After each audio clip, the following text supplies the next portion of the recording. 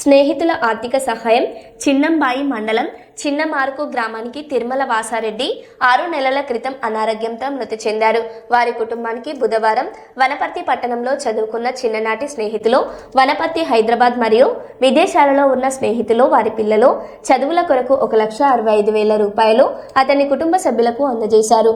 రాబోయే రోజులలో పిల్లలకు పై చదువుల కొరకు తమ వంతు సహాయం సహకారం ఎల్లప్పుడూ ఉంటాయని వారు చెప్పారు.